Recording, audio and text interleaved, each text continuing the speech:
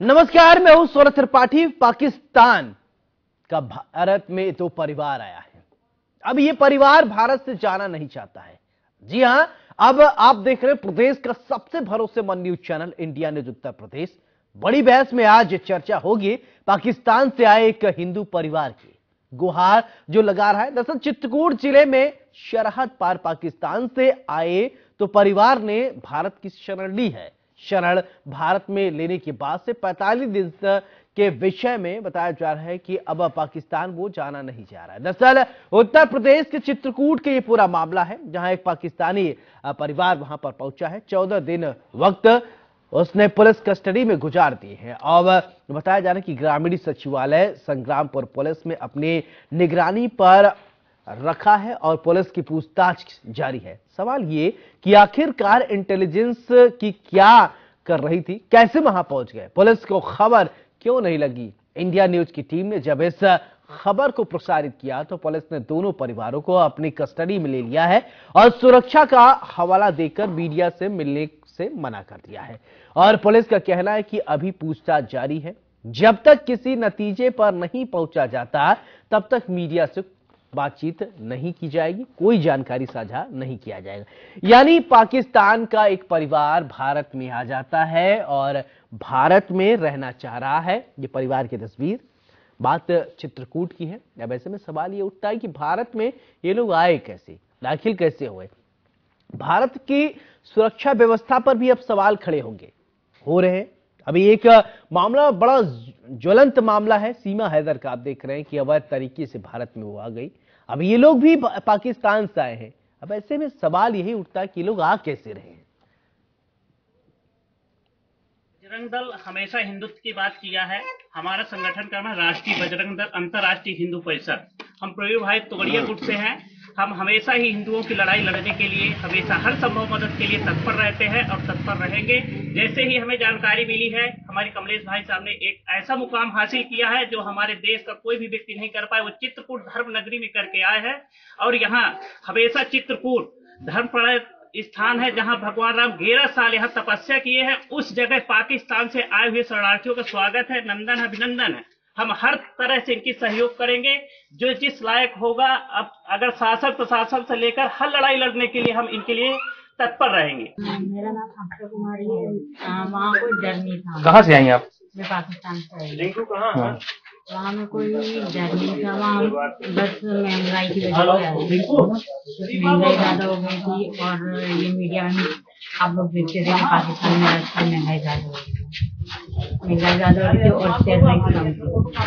तो एक middle class इंसान जो है ना, वो मतलब अपना गुजारा नहीं करता। कल 4 अगस्त 2023 को जनपद चित्रकूट में 15 पाकिस्तानी नागरिकों का ट्रेन से आगमन हुआ, जो कि दिल्ली से आए हैं और इनके द्वारा बताया गया है कि ये सभी हिंदू धर्म के हैं और स्थानीय अखाड़ों की मदद से यहाँ पहुँचे हैं काम की तलाश में और रहने के स्थान की तलाश में।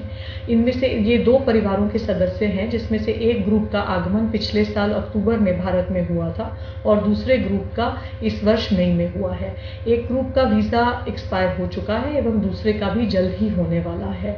इनके द्वारा कहा गया है कि इन्होंने भारत में रहने के लिए लॉन्ग टर्म वीज़ा के लिए आवेदन दिया है, परंतु अभी इनके पास किसी भी ओरिजिनल डॉक्यूमेंट के अभाव में इनके द्वारा जो तथ्य बताए गए हैं उन सभी पे गहनता से जांच की जा रही है। इनकी सूचना FRRO लखनऊ को भी आवश्यक मार्गदर्शन हेतु भेजी गई है। तब तक के लिए इनको पंचायत भवन संग्रामपुर में ठहराया गया है। पाकिस्तान सरहद पार से आए 2 पाकिस्तान परिवार इस वक्त भारत पहुंच के चित्रकूट में पहुंच चुका है।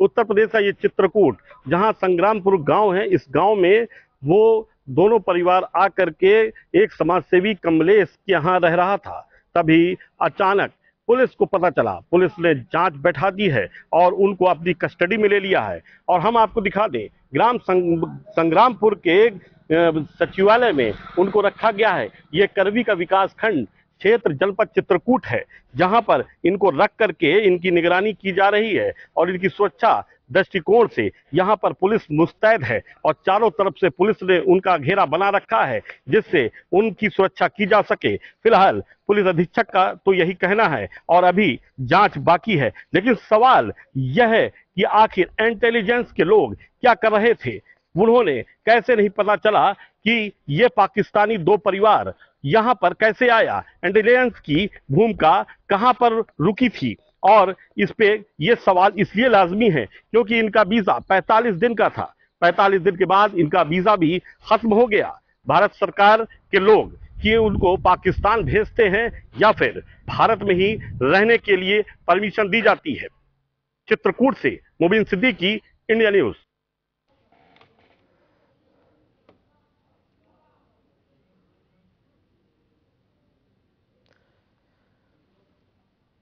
तो पाकिस्तान से दो परिवार भारत में एंट्री कर जाता है, एक 45 दिन के वीजा पर और वीजा भी एक्सपायर कर गया है। अब सवाल यह उठता है कि ऐसे भारत में अगर ज्यादातर बाहरी लोग आएंगे तो भारत की जनसंख्या पहले से विश्व में सबसे ज्यादा है, कुछ और लोग आके इस तरीके से जनसंख्या बढ़ा रहे हैं, लेकिन सवाल इंटेलिजेंस पर भी खड़े होंगे।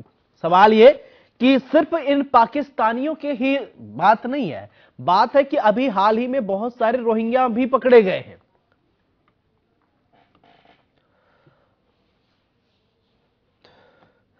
तो पाकिस्तानी परिवार भारत में रहने दो सरकार की गुहार लगा रहा है। पाकिस्तानी परिवार का कहना है कि अब आए हैं तो भारत में ही रहेंगे। हमारे साथ मेहमान जुड़ गए हैं, सबसे पहले परिचय करवाते हैं, फिर इसके बाद चर्चा की शुरुआत करते हैं। महेश सचदेवा पूर्व राजनयिक हैं, आप बहुत बहुत स्वागत है। संजय कुमार विदेश मामलों के आप जानकार हैं, बहुत बहुत स्वागत है। मुबीन सिद्दीकी संवाददाता हमारे चित्रकूट से और मार्तंड सिंह संवाददाता लखनऊ से। चर्चा की शुरुआत करने से पहले खबर आप तक तह तक जाने के लिए मुबीन के पास जाना होगा। और मुबीन बताइए, ये लोग कौन हैं, कहां से आए? कहा जा रहा है पाकिस्तान से आए, वीजा एक्सपायर हो गया। स्थानीय प्रशासन का क्या कुछ कहना है? थोड़ा इस खबर को आप अपडेट कीजिए, फिर इसके बाद चर्चा की शुरुआत करते हैं। मुबीन, आप अपने आप को अनम्यूट कीजिए प्लीज। देखिए, मैं आपको बता दूं कि भारत से ये पाकिस्तान आए और पाकिस्तान से ये भारत आए और भारत में दिल्ली में ये शरणार्थी बन के रह रहे थे। एक साल पहले जो एक परिवार आया था वो यहीं पे रह गया और दूसरा परिवार 45 दिन पहले आ चुका था। उसका वीजा भी अब एक्सपायर होने वाला है। उन्होंने अपील की है एम्बेसी से कि हमारा लॉन्ग टर्म का वीजा बनाया जाए। लेकिन ऐसे में सवाल तो ये है कि इंटेलिजेंस की जो बात कही जा रही है कि उनकी चूक कैसे हुई और वो दिल्ली से यहाँ एक कमलेश नाम के समाज सेवी हैं, उनके साथ चित्रकूट आ गए। कमलेश समाज सेवी का कहना था, उनसे जब मैंने बातचीत किया वो कह रहे थे कि वे पुलिस जो है मुझको बहुत परेशान करे है, इसलिए मैं कुछ कहने को तैयार नहीं हूं। लेकिन उन्होंने एक दबी जबान में ये कहा कि मैं एफिडेविट दे करके जो शरणार्थी स्थल है वहां पर मैं एफिडेविट दिया हूं और इन 15 लोगों को लेकर के आया हूं। को काम की जरूरत थी, इसलिए मैं चित्रकूट राम की नगरी लाया हूं और ये राम की शरण में ही रहना चाहते हैं। ठीक है, राम की शरण में रहना चाहते हैं, ठीक है। संजय जी, मेरा सवाल ये कि जब कोई विदेश से आता है तो भारत में उसको नागरिकता या भारत में रहने देने का प्रावधान क्या है? थोड़ा दर्शकों को आप समझाएं। खासकर पाकिस्तान और रोहिंग्या लोग भी बहुत सारे अवैध तरीके से समय भारत में आ चुके हैं। धन्यवाद। देखिए, ये जो परिवार पाकिस्तान से आए हैं जिसमें कुछ हिंदू हैं और कुछ मुस्लिम हैं, तो सबसे पहले हम लोगों को यह समझना होगा कि भारत का जो संविधान बना था और लागू हुआ था 1950 में, ये स्पष्ट तौर पर लिखा हुआ है कि उस समय 19 जुलाई और 1948 के पहले जो लोग भारत में आ गए थे या उनके माता पिता या उनके ग्रैंड पेरेंट्स जो भी हैं, वो अगर भारत के नागरिक थे तो उनको स्वाभाविक तौर पर उनको नागरिकता मिल गई। ये जनरल मोटा मोटी शुरुआती दिनों की ये है। बाद में नागरिकता कानून 1955 बनता है, उसमें कुछ प्रावधान है और उसमें अभी तक कुल 6 संशोधन हो चुके हैं। 1986 में, 1992 में, 2003 में, 2015 में और उसके बाद 2019 में। सबसे अंतिम जो संशोधन हुआ 2019 में। और भारत की संसद ने एक कानून पास किया है जी, और वो ये है कि अफगानिस्तान, बांग्लादेश और पाकिस्तान के 6 कम्युनिटी जिसमें हिंदू, सिख, जैन, ईसाई, पारसी, बुद्धिस्ट, ये 6 जो है उनके लोग यदि भारत 31 दिसंबर 2014 के पहले आ गए इलीगल तरीके से, इसमें मुस्लिम का जिक्र नहीं है, मैं ये ध्यान रखिएगा। जी जी। अगर वो आ गए हैं, हाँ। उनके आवेदन पर सम्यक रूप से विचार करने के पश्चात उनको नागरिकता दी जा सकती है। यहाँ पर देखिए सवाल वही उठता है कि मुस्लिम परिवार भी है, हिंदू परिवार भी है।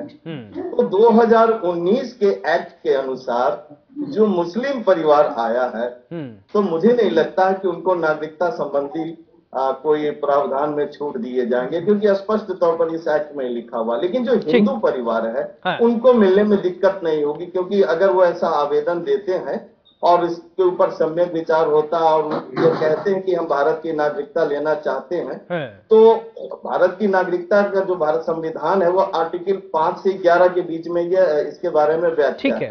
तो ये जो पहलू है, एक तो यह पहलू है नागरिकता के संबंध में, लेकिन एक दूसरा पहलू होता है वो मानवीय पहलू। मानवीय पहलू के आधार पर यह देखा जाता है और उसके कुछ अंतर्राष्ट्रीय नियम भी होते हैं। उस अंतर्राष्ट्रीय नियम में यह देखना पड़ता है कि क्या कोई ऐसी स्थिति आ गई है जिसके आधार पर संबंधित व्यक्ति को नागरिकता दी जाए। चूंकि शायद हवाला यह दिया गया कि पाकिस्तान में महंगाई बहुत ज्यादा हो गई है और जीवन यापन करना बड़ा मुश्किल हो गया है, तो जीवन यापन का बोझ और महंगाई का बोझ तो समान। संजय जी, ऐसे तो बहुत सारे पाकिस्तानी आने लगेंगे, बहुत सारे पाकिस्तानी आने लगे, तब तो भारत के लिए बड़ा असहज स्थिति हो जाएगी, सबको तो रख नहीं सकते निश्चित तौर पर। और हमारी अब वैसे भी अभी हाल ही की एक रिपोर्ट में हम दुनिया के सबसे ज्यादा जनसंख्या वाले देश में नंबर 1 पर हो गए, जनसंख्या में नंबर 1 पर है। ठीक है महेश जी, मैं आपके पास आना चाहूंगा कि पाकिस्तान से इस तरीके से जब लोग आ रहे हैं क्या समझा जाए, और जैसा कि अभी महेश जी आपसे ये समझना चाहूंगा कि क्या प्रावधान होता है कि क्या दो देशों के बीच में इस तरीके से आ जाए और फिर अवैध तरीके से घुसपैठ कर जाए, इसको क्या समझा जाए? परिस्थितियां थोड़ी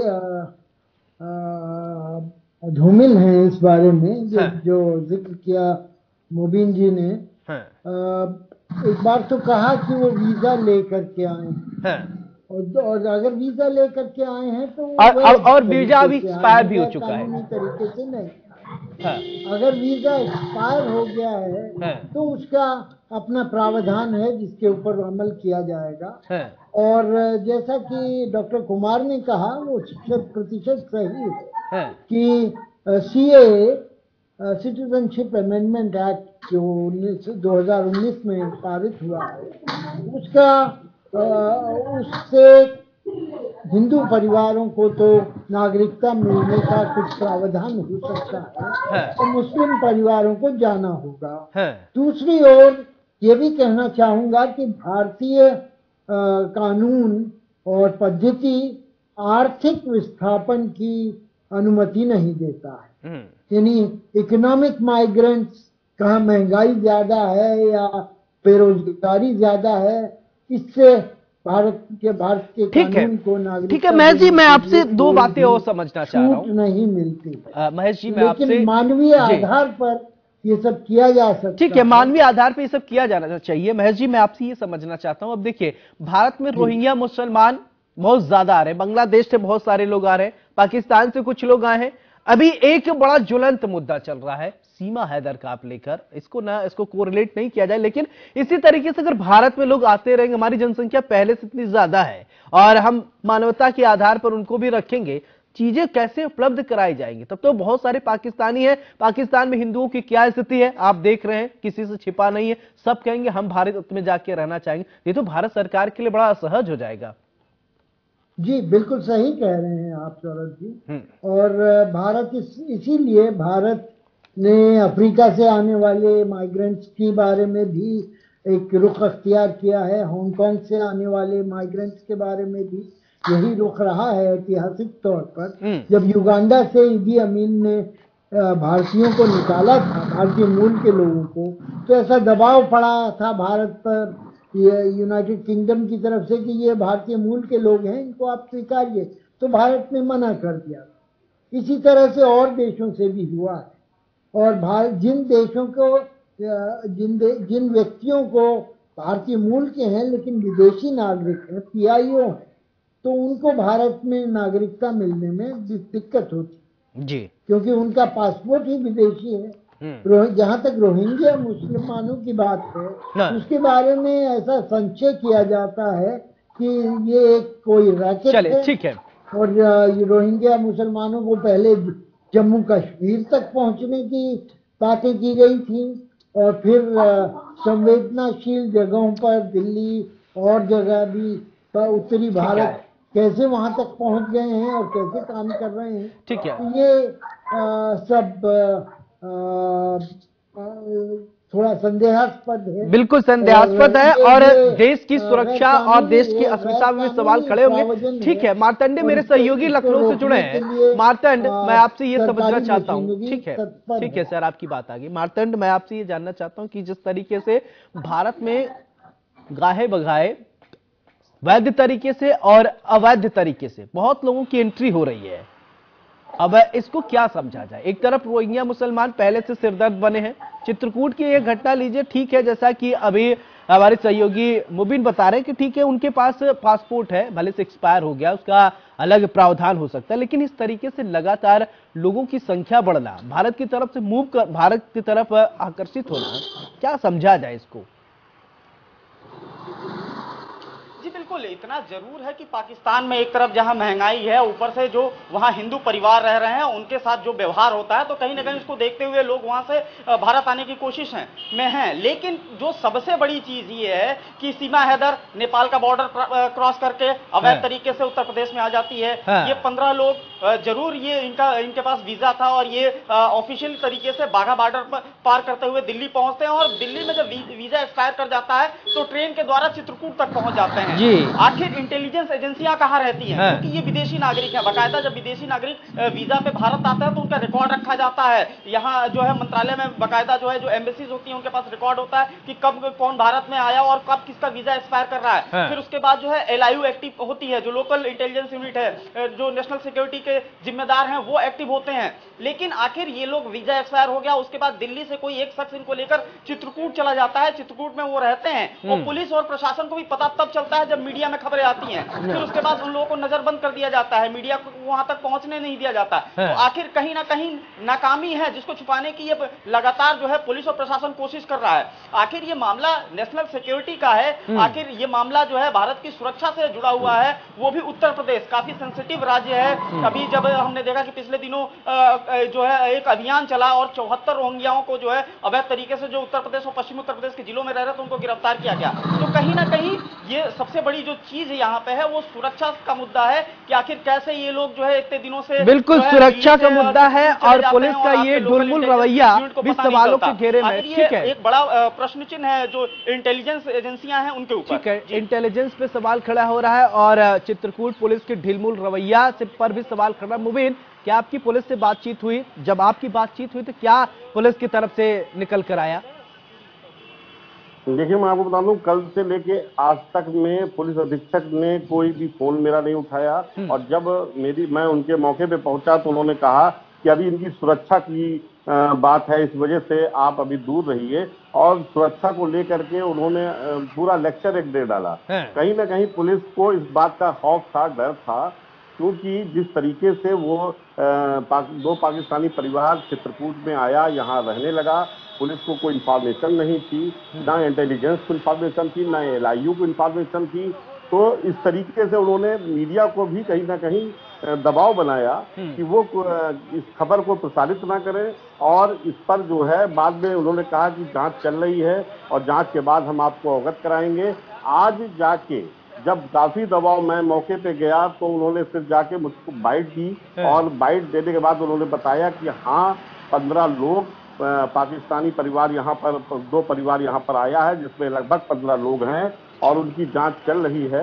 और जांच सबसे अच्छा, देखिए सबसे बड़ा सवाल एक और है कि ये पाकिस्तान से यहाँ पर आए, भारत आए और 45 दिन के वीजे पे आते, उसके बाद ये वापस नहीं पाकिस्तान जाना चाहते। उनका दबी जबान में कहीं ना कहीं उन्होंने, जब मैं पहली मेरी उनकी मुलाकात की थी तो कैमरे के सामने तो नहीं उन्होंने कहा, लेकिन बैक कैमरे उन्होंने जरूर कहा कि हमारे साथ वहाँ दुर्व्यवहार हो रहा है, वहाँ पे कहीं ना कहीं उन पर जो है दबाव बनाया जाता है, तो उससे वो बहुत परेशान है और महंगाई चरम पे है, इसलिए वहाँ पर उनका पेट पालन नहीं हो पा रहा, उनके बच्चे सर्वाइव नहीं कर पा रहे।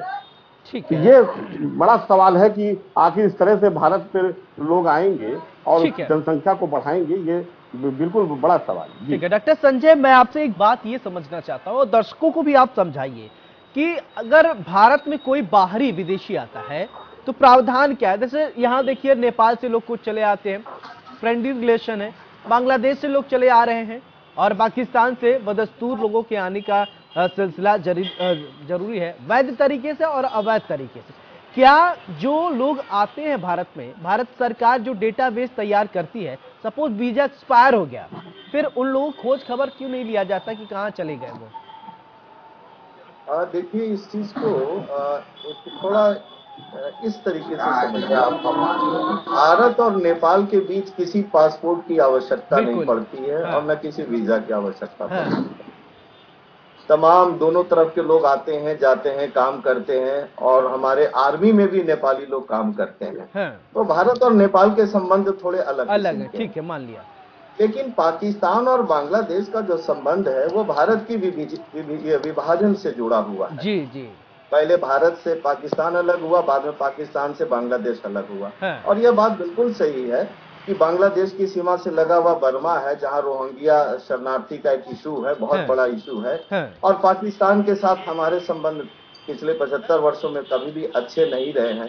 ये दो इशू बिल्कुल हमेशा से बने रहे हैं और इसलिए जब भी बांग्लादेश या पाकिस्तान से भी कोई भी व्यक्ति भारत आता है तो उसको वैध तरीके से पासपोर्ट और वीजा के आधार पर एक निश्चित अवधि के लिए उसको परमिशन दी जाती है और तभी उसकी भारत में एंट्री होती है। अभी ये जो 15 लोग रह रहे हैं, इनकी एंट्री जैसा कि कहा जा रहा है, मुझे एग्जैक्टली नहीं मालूम, लेकिन यह है कि उनको एक वैध वीजा के आधार पर आए। मेरा प्रश्न ये है कि चित्रकूट अगर वो आए हैं तो क्या उन्होंने अपने वीजा में इस बात को लिखा है कि हाँ वो चित्रकूट जाएंगे और अमुक व्यक्ति से संपर्क करेंगे? क्योंकि उनको बताना पड़ता है, जो भी व्यक्ति जाता है उसको बताना पड़ता है कि हम कहाँ जाएंगे। जी, हम 45 दिनों में या 1 महीने के या 3 महीने की वीजा है, इस वीजा में हमें अमुक अमुक जगह पे जाना है और हम इन लोगों से संपर्क में रहेंगे। तो इस प्रकार की कोई बात अगर नहीं की गई है तो निश्चित तौर पर एक खामी है और जो भी समाज सेवी ने उनको पनाह दी है, शायद उनको कानून की जानकारी नहीं है। महर जी, मैं आपसे ये समझना चाहता हूँ कि जो बाहर, ठीक है डॉक्टर कुमार, आपकी बात आ गई, डॉक्टर कुमार ठीक है, आपकी बात आ गई। महर जी, मैं आपसे ये समझना चाहता हूँ कि दूसरे देश के लोगों को आने का ये जो प्रावधान है और वीजा एक्सपायर हो जाता है, और इसके अलावा क्या कोई डेटाबेस तैयार करके रखा जाए? भारत इतना बड़ा देश है, कहीं भी कोई चला गया, पता चला किसी जंगल में जाके बैठा है, तो कैसे पता चलेगा क्या स्थिति हो? इसको थोड़ा भी समझाइए। अगर मान लीजिए तो पता चल गया चित्रकूट है, चित्रकूट के जंगल में ये लोग बैठे होते हैं, कहीं पता ही नहीं चल पाता रंग रूप शकल से ये पाकिस्तान से आए हैं या कहाँ आए हैं वीजा। ये तो रही बात मीडिया की, सामने आ गई, इसको थोड़ा समझाएं। जी देखिए, इसमें कुछ आंकड़े मैं आपको देना चाहता हूँ। भारत के अपने जो माइग्रेंट्स हैं, डायस्पोरा बाहर है, वो दुनिया में सबसे बड़ा है। और इसके आंकड़े सरकारी तौर पर जो हमारे नेता देते हैं वो हैं 25 मिलियन जी, मतलब 3.5 करोड़ भारतीय बाहर है। और ये सबसे बड़ी संख्या है किसी भी देश की विदेशों में रहने वाली। दूसरी ओर भारत में जो विदेशी रहते हैं वैध तौर पे या अवैध तौर पर, उनका आंकड़ा 4.9 मिलियन, 4.9 जी। मतलब ये कि तकरीबन 50 लाख विदेशी भारत में रह रहे हैं। इतने वैध से तो नहीं रहने वाले हैं, ज्यादातर इनमें से घुसपैठिए हैं, चाहे नेपाल हो, चाहे बांग्लादेश हो, चाहे रोहिंग्या हो। मैं जी ये भी ध्यान रखिए, शायद 2011 के बाद जनगणना हुआ नहीं है। 2011 मैं जी 2011 के बाद शायद जनगणना हुई ही नहीं है, इससे और भी कई, मैं उसी से जोड़ना चाहता हूँ। जी जी जी, अगर पिछले 14 साल से जनगणना ही नहीं हुई है, 2010 में जनगणना होती, 2011 में उसके आंकड़े सामने आते हैं, तो आपको पता लगता है इसके बारे में और ज़्यादा अच्छी तरह से। तो किसी इतने विशाल देश से, जिसके कि ओपन बॉर्डर्स हैं कई जगह पर, अब देखिए मणिपुर में दंगा होता है तो पता लगता है कि बर्मा से चलिए, लोग ठीक आए है। हुए हैं। तो ये सब चीजें दिखाती हैं कि थोड़े पोरस बॉर्डर हैं, पिलपिले से बिल्कुल सरकार पर इस तमाम बातों को ध्यान रखना चाहिए। महज जी बहुत बहुत शुक्रिया आपका, डॉक्टर संजय कुमार आपका भी बहुत बहुत शुक्रिया, मुबीन आपका भी शुक्रिया, मातंड आपका भी बहुत बहुत शुक्रिया। पाकिस्तान से आया परिवार भारत में रहना चाहता है, लेकिन सवाल कि आखिरकार लोकल इंटेलिजेंस क्या कर रहा था। सवाल यह भी कि अगर लगातार पाकिस्तान से ऐसे लोग आते रहेंगे, अलग अलग मुल्कों से भारत में आकर लोग रहना चाहेंगे, तो भारत सरकार कितने लोगों को रखेगी। भारत में अच्छी व्यवस्था है, लेकिन सबको तो अच्छी व्यवस्था नहीं दी जा सकती, विदेशियों को इसके बारे में सोचना जरूर होगा, क्योंकि 2011 से अभी तक कोई जनगणना नहीं हुआ है। कितने लोग वैध तरीके से अवैध तरीके से रह रहे हैं, सरकार को इस विषय पर सोचना जरूर चाहिए। बड़ी बहस में मेरे साथ फिलहाल इतना, नमस्कार।